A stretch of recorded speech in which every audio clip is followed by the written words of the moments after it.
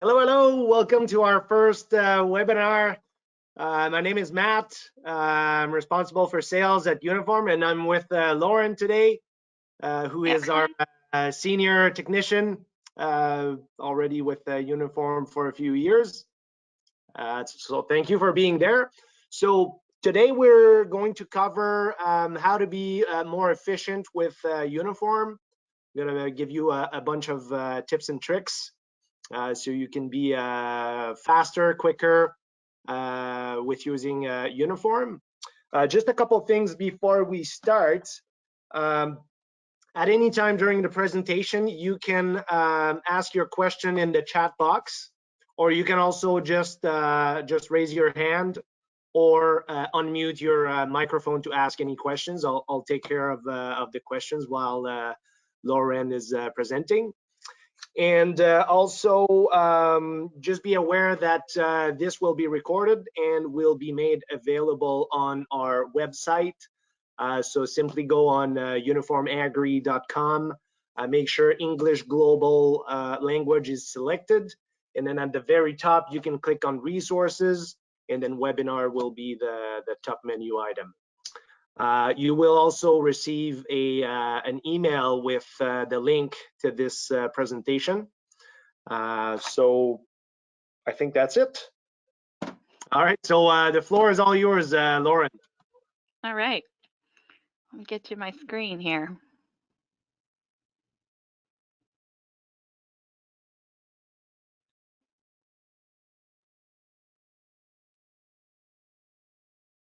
Oh, Matt, can you let me be a presenter?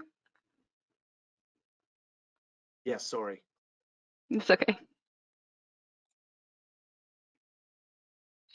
There we go. Sorry about that. Can you see my screen now?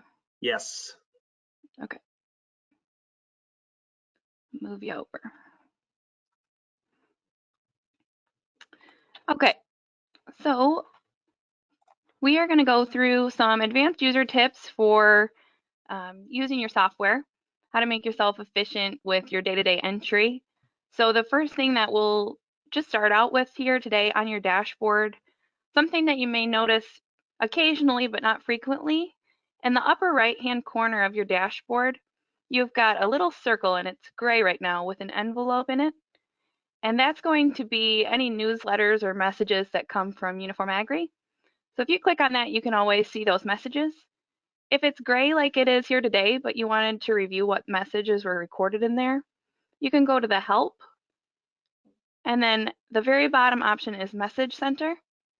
And you can access those messages at any time. If that's flashing red, sometimes it'll also relate to an automate task, so it's important to check that one out.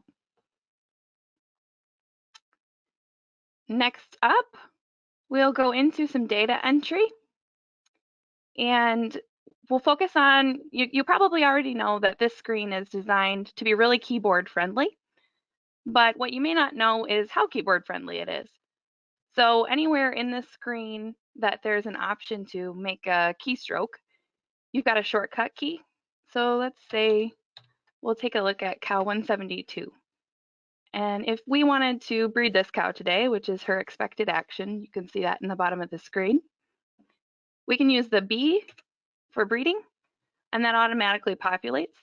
So you don't have to go through the whole action menu if you already know what you're looking to do. On the date, something that is, I think, super handy when you're doing data entry, the plus and minus key on your keyboard can actually navigate you up or down on the date. So we can't go forward into the future to breed this cow, but if we hit the minus key, that pops us back 1 day, and again, 2 days. So we can put in this breeding for 2 days past. Enter advances us over. If you wanted to change the insemination type, you can do that here.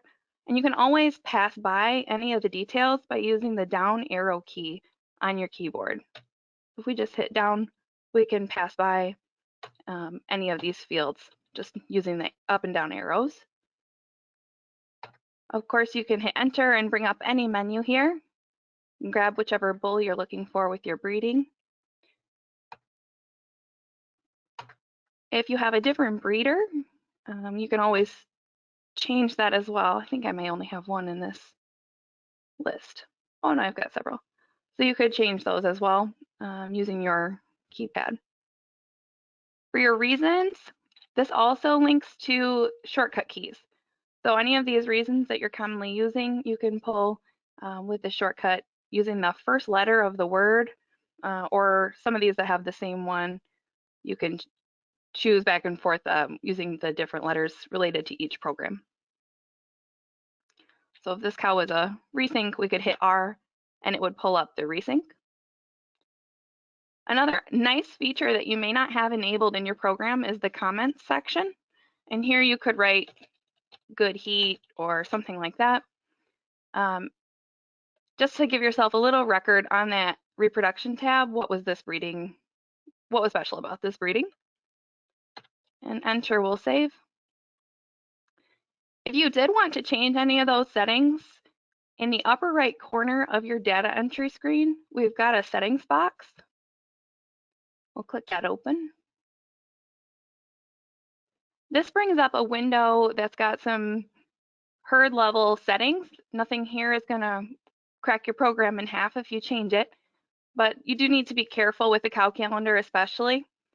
This is going to be pulling to your herdsman action list and to your dashboard for the cow level actions that are expected for the herd.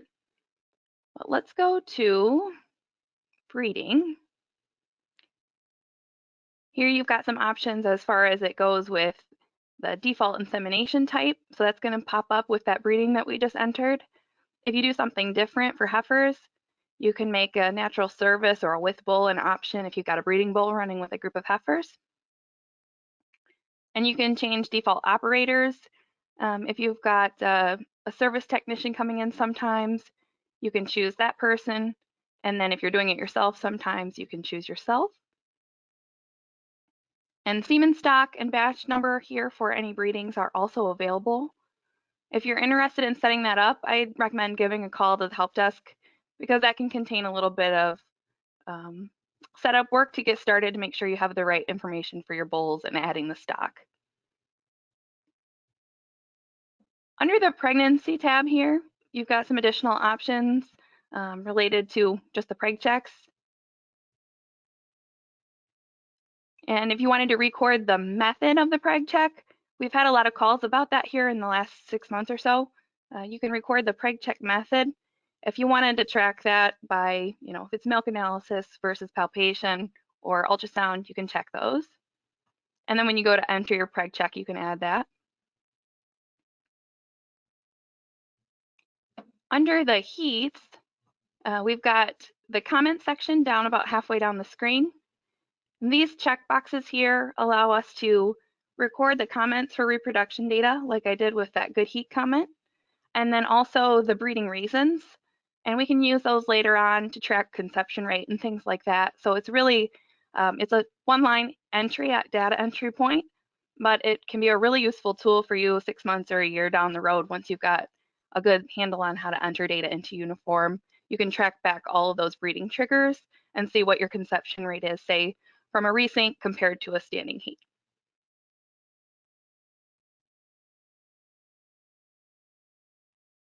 Next up, some identifications. One thing I get asked a lot on the help desk actually is what are these names that the program is generating for my calves? So you've got a nice little option here to checkbox if you wanted to enter an automatic name or if you wanted to turn that off so it didn't fill that, but it'll grab a family name and a number.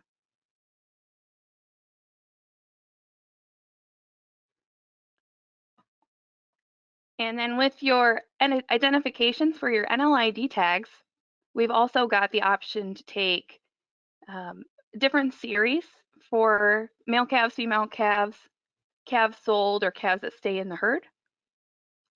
And these calves, these tags can be added in a batch or as a single tag number.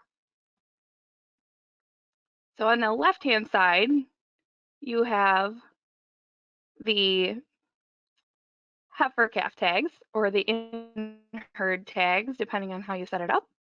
And then on the right-hand side, you've got the male tags, or the calves that do not stay in the herd. So that can be added using the plus button for a single entry, and then you can just type in the number. If you make a mistake, you can get rid of that with the minus key. And then the add series button would be how you'd enter the first and the last tag in that series. You'll need the full 15-digit number here.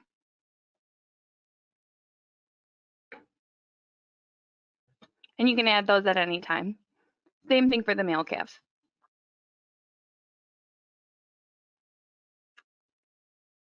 And we can link the management number with these under the animal numbers.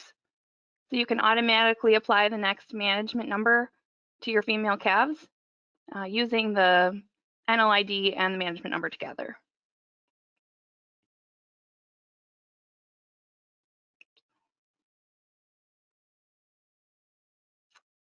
All right.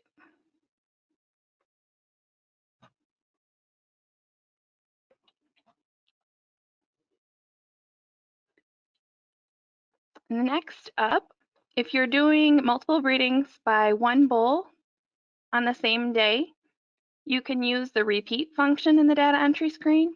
So we've added that breeding for 172, but we could also add a breeding to another cow using the repeat. So we would just type in a cow number, enter, oh, I picked a dry cow, and then repeat would add the breeding to the same cow for that day.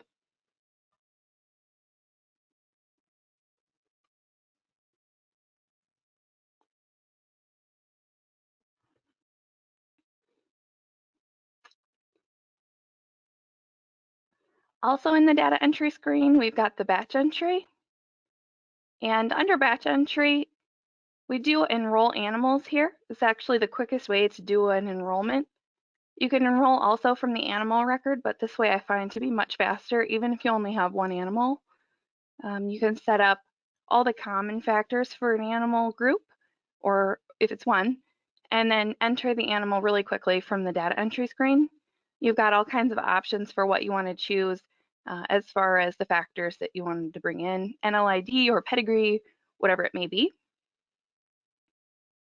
And a bunch of breed options. Let's say we're bringing an Ayrshire today. So here's those options I was talking about with the NLID number. So that'd be your traceability tag. You could bring in name and long registration number, sire and dam information. But an important one here would be the calving date. So if you've got a calving date and a lactation number, you're going to want to grab that so that the animal doesn't get enrolled as a heifer. And then in the final screen here, you can just enter that data and go through each line for each animal, just like you process in the data entry screen.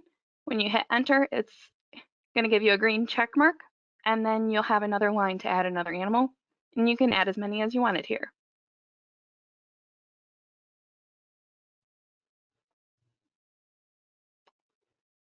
All right. Do we have any questions so far, Matt? Yes, I've been answering a few. Okay, good.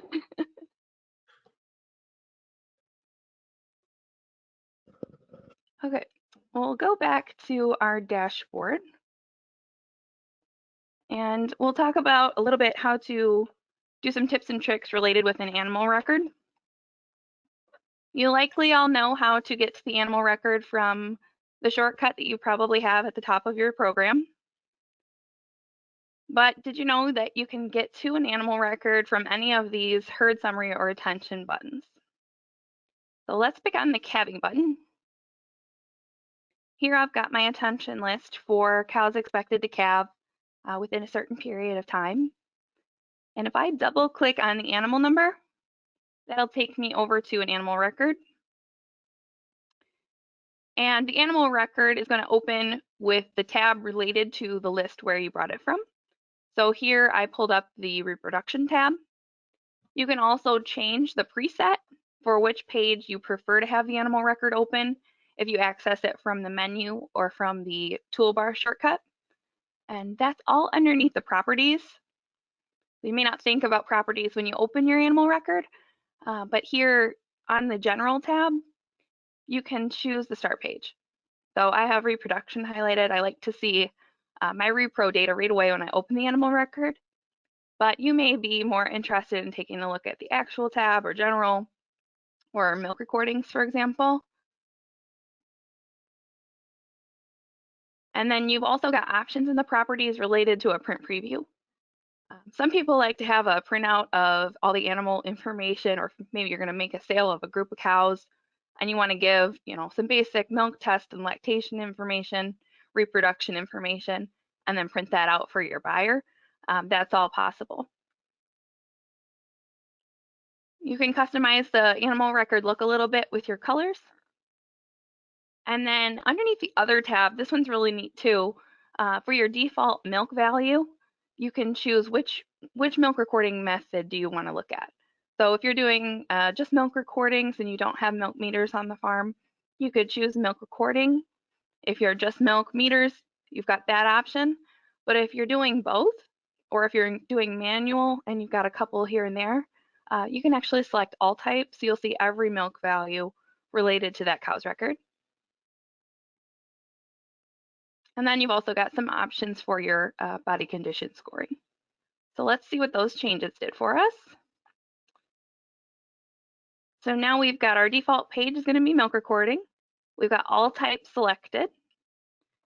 And then this tab is really handy when you're looking at an overview of lactations and cow performance too. The grid comes up right away, of course, but in the bottom right corner, you've got a tab for graph. So we hit that button, you can actually get the individual lactation curve of this cow and see what her whole milk production curve is looking like for this lactation. And if you've got multiple types of milk recording selected, that'll be reflected here.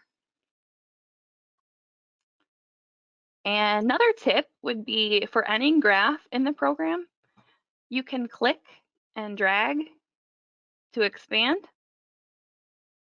So I clicked at the bottom left corner with my left mouse key and dragged open to the up and to the right. So that, as you can see, it's going to continue expanding the graph, expanding the graph. If I wanted to revert it back, I can click and drag down to the left.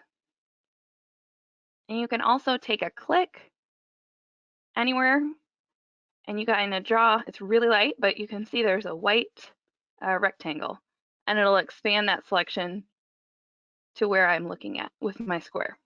So you can see exactly on those specific days what was my milk production value. And then again, if you wanted to revert back, you just drag down and it'll pull back that whole lactation curve. So days in milk at the bottom, and then when you hover over certain points, you see the exact date at the very top in green. Yeah. Good.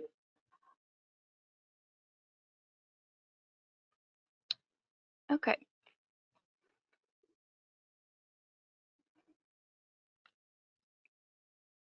Well, let's see. Anything else on the animal record, Matt, that you wanted to take a look at?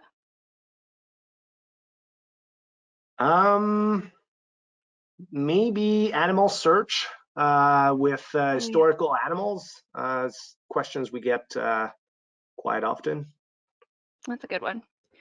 There's two ways to search for a historical animal. And the first one is this search button, the magnifying glass, if you're looking for a list.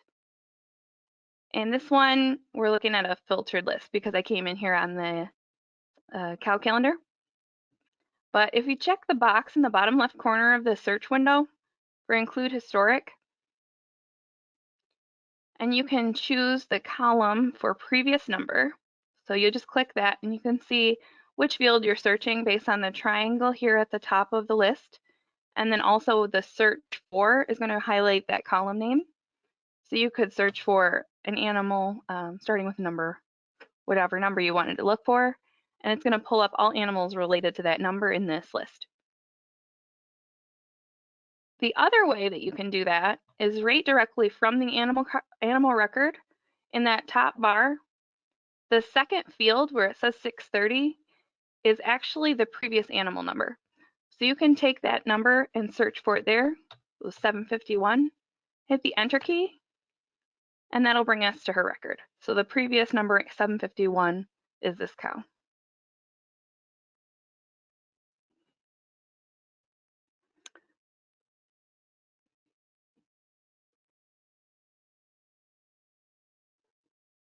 Okay. Other ways to search in here, if you're looking for a specific transponder number, maybe you've got a transponder applied to a cow, you can't figure out why you can't use it again. That's another question we get a lot. So if you wanted to start searching for your transponder 4612 or so. I guess you've got a filter applied at the very top. You got the warning because you're searching among a filtered list. So I guess you could Correct. get rid of that if you click all cows at the bottom right corner. There you go. Yep. So then you can search the whole herd for your transponder number that you're trying to use.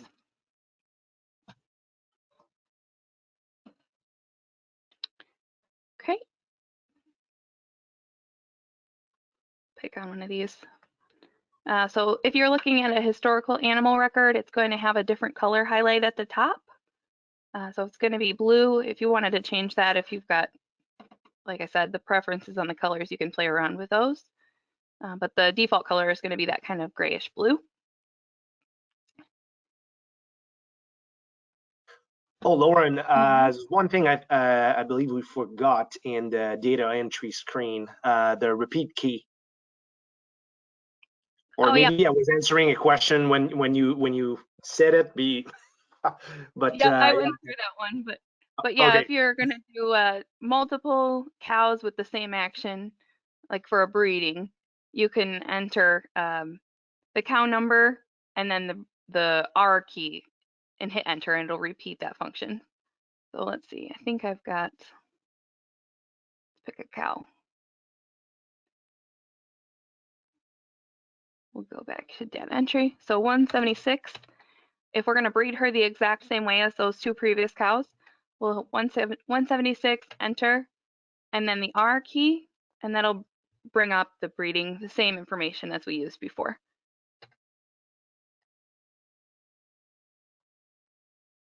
Good. So it's copying the same breeding information as the last entry for Yep. 2 or 3. Yeah. And just a side note, as you can see, 203 here has a color where the 172 and 176 do not have a color. That's related to health events, and you can set up different colors associated with different events throughout your treatment and health program at your farm. But this herd that I'm using here, I have all kinds of different colors set up. So you'll see different color codes, and if you're using those colors, say for leukosis or something like that, you can track those cows really easily in different reports throughout the program.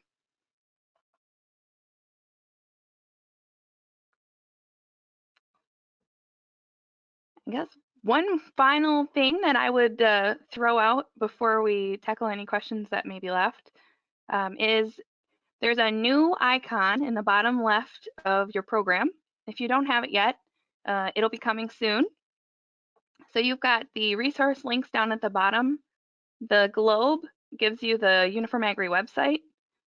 The @ symbol is going to give you the support NA email address. So that's going to be a direct link to the North American support desk. And we've also got our phone number there. The new one that you may not have seen before is this graduation cap. And that will bring you directly to our new e-learning platform, Uniform Academy. And like Matt said, the webinars are going to be on our website, but they're also going to be in Uniform Academy.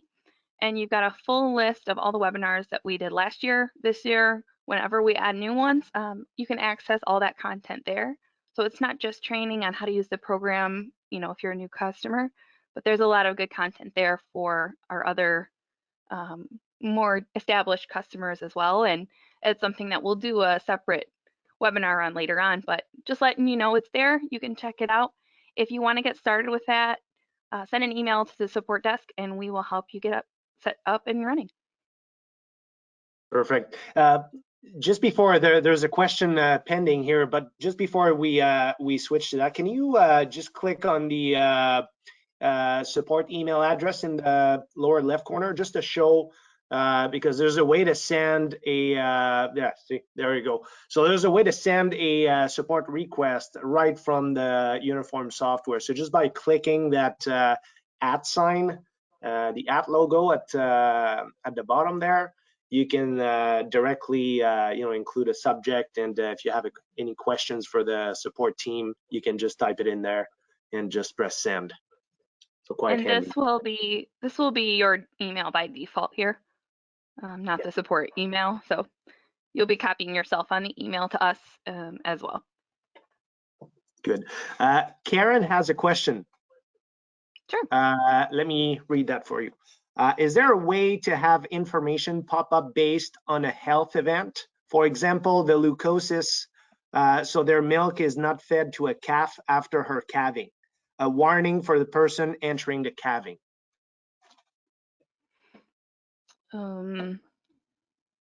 We could set up an action list specific to that a treatment, say do not feed milk or something like that, or keep separate. Yeah, that would be kind of a special one. And I But guess we we could would set that put a up. collar as well on the animal. There's a choice Yep, of you color. You can, yeah. could do a color.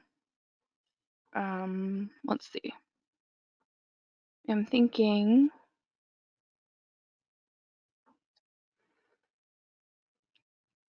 Yeah, if we did a, Or I'll maybe be you could just show the for color thing, example. and Yeah. any action list based on that we can do.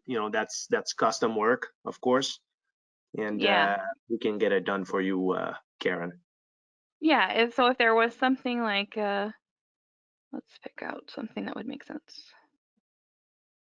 There you So go. this one I have leukosis positive. I have coded to kind of a blue color, and then I've also got a suspect. So if we wanted to make a suspect color, you could come in here, click the show color option, and then you can make that a color also. So maybe you want it to also be that blue. And then anybody that has that health event is going to be showing like that for her whole life. So she would be blue kind of in that calving window, or when you go to enter that actual freshening. And then if there was a specific need that you had for like a warning flag or something like that, we can always customize different attentions to come up on your task button on your dashboard. So we could get the, fresh cows for 7 days or whatever, don't feed milk to calves with the leukosis event. Good, yeah, because So, okay, no, I think it's good enough for Karen. She said, okay, thanks. okay. Okay, good. If you got more specific questions about how that could work for you, just let us know and we can set something up. Perfect. Any more questions? I think we're all set, Lauren. All right. So again, thanks for attending today. Like I said at the very beginning, these webinars will be happening every Friday at 1 o'clock. I think we have a series of 6 webinars, so there's 5 more to come, and all of them will be recorded and placed on our website and on the e-learning platform as well. Any questions, don't hesitate to give us a call or send us an email, and have a good weekend. Thank you.